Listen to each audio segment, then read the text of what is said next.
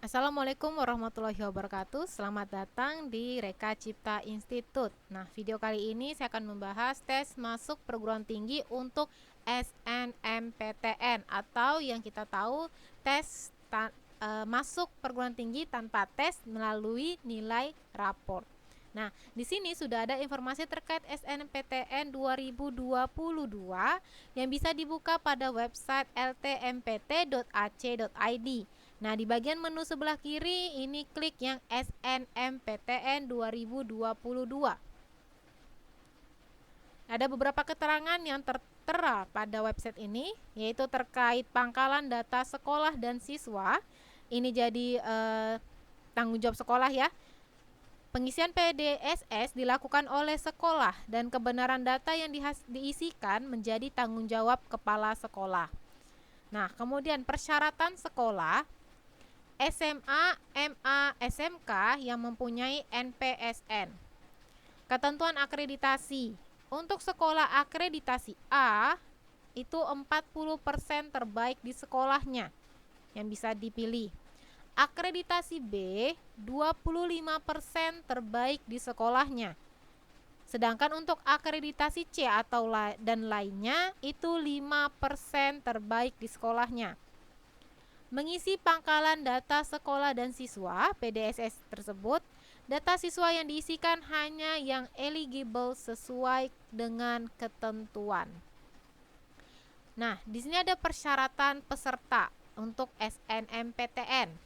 Siswa SMA, MA, SMK kelas terakhir yaitu di kelas 12 pada tahun 2022 yang memiliki prestasi unggul. Keterangannya di sini yang pertama, memiliki prestasi akademik dan memenuhi persyaratan yang ditentukan oleh masing-masing PTN. Memiliki NISN dan terdaftar di PDSS. Memiliki nilai rapor semester 1 sampai dengan 5 yang telah diisikan di PDSS. Peserta yang memilih program studi bidang seni dan olahraga wajib mengunggah portofolio. Kemudian, pilihan program studi ini perlu diperhatikan ya untuk SNPTN.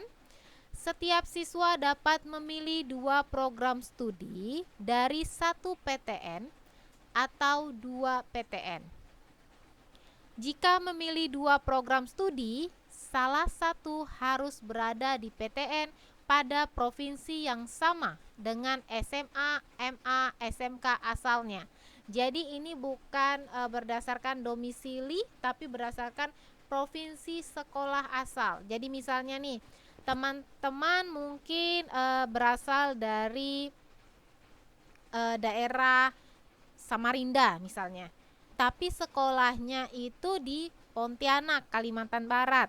Nah, jadi kalau ingin milih 2 program studi, salah satunya harus berada di PTN pada provinsi yang sama. Berarti kalau misalnya di Pontianak itu Kalimantan Barat, berarti milih di Universitas Tanjung Pura atau Politeknik Negeri Pontianak ya. Nah, jadi kalau misalnya memilih 2 program studi, salah satunya harus berada di PTN, Perguruan Tinggi Negeri pada provinsi yang sama.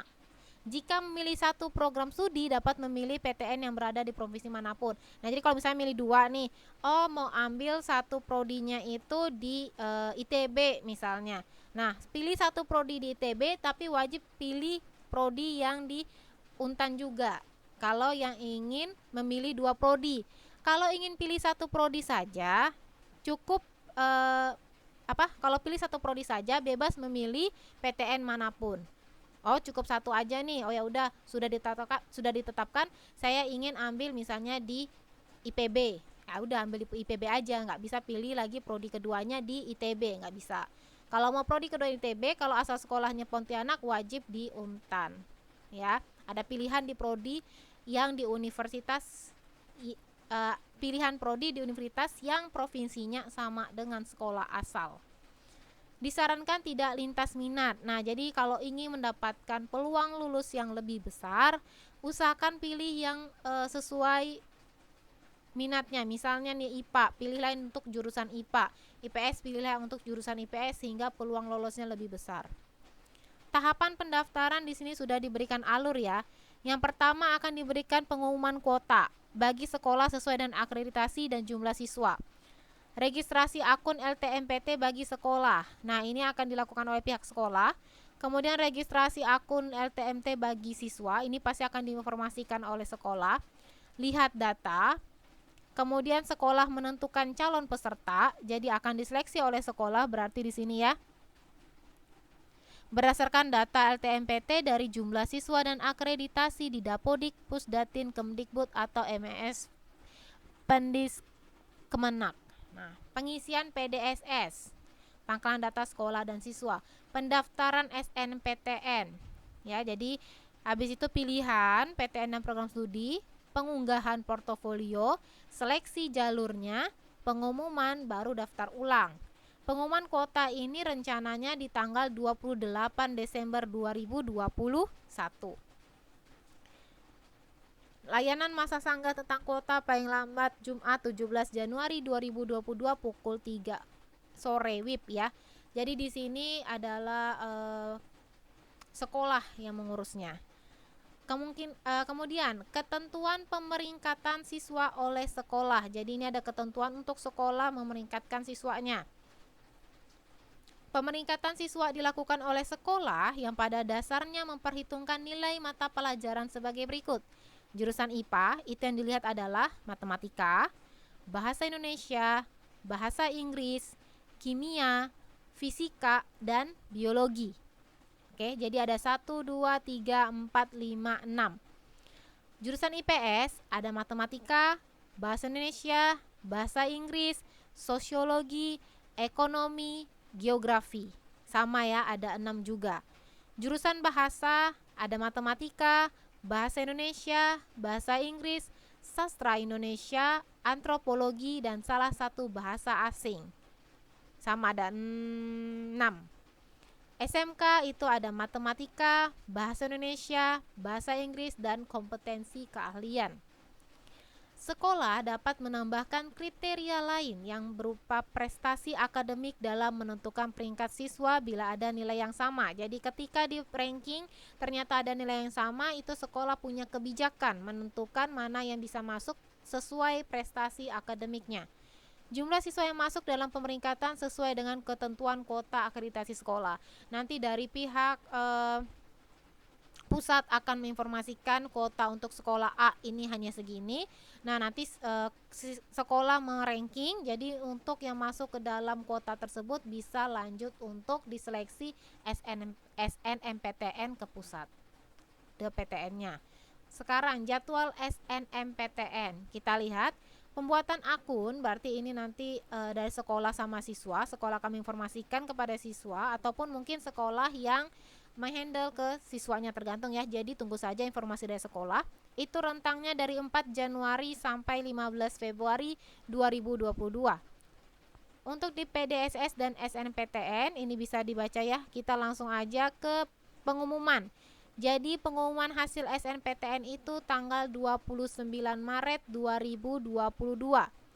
Seluruh kegiatan pada hari yang sudah ditentukan akan diakhiri pada pukul 3 WIB. Jadi semua itu akan diakhiri pada pukul 3 WIB. Nah, di sini kita bisa lihat kalau pengumuman hasil SNMPTN berdasarkan jadwal yang tertera itu tanggal 29 Maret 2022. Ini adalah SNMPTN. Mungkin teman-teman yang khawatir tidak diterima di PTN melalui SNPTN, ada jalur UTBK SBMPTN. Ini akan saya bahas nanti secara lengkapnya itu di video berikutnya. Nah, di sini teman-teman bisa lihat ada jadwal tertera untuk registrasi akun LTMPT untuk SBMPTN ini ya. Itu 14 Februari sampai 17 Maret. Pendaftarannya bisa 23 Maret sampai 15 April. Jadi, berhubung SNPTN itu pengumumannya sampai pengumumannya baru diinformasikan tanggal 29 Maret, saran saya untuk semua peserta SNMPTN buat aja akun LTMPT-nya dulu. Ya, buat akun LTMPT-nya dulu. Nanti ini kan pendaftaran pemilihan prodi atau pembayaran untuk SBM ya, pembayaran untuk UTBK itu kan setelah daftar UTBK, setelah daftar di prodinya. Nah, itu rentangnya 23 Maret sampai 15 April. Jadi teman-teman jangan langsung mendaftar, tunggu saja sampai tanggal 29 Maret. Ketika 29 Maret sudah ada informasi lulus atau tidaknya, baru bisa dieksekusi. Jadi kalau misalnya yang mohon maaf tidak lulus, langsung daftar UTBK SBMPTN. Tapi ingat ya, beda antara registrasi akun sama daftar UTBK. Registrasi akun itu kita buat akun di website ini. Nah, nanti terakhirnya tanggal 17 Maret. Jadi teman-teman buat aja dulu akun.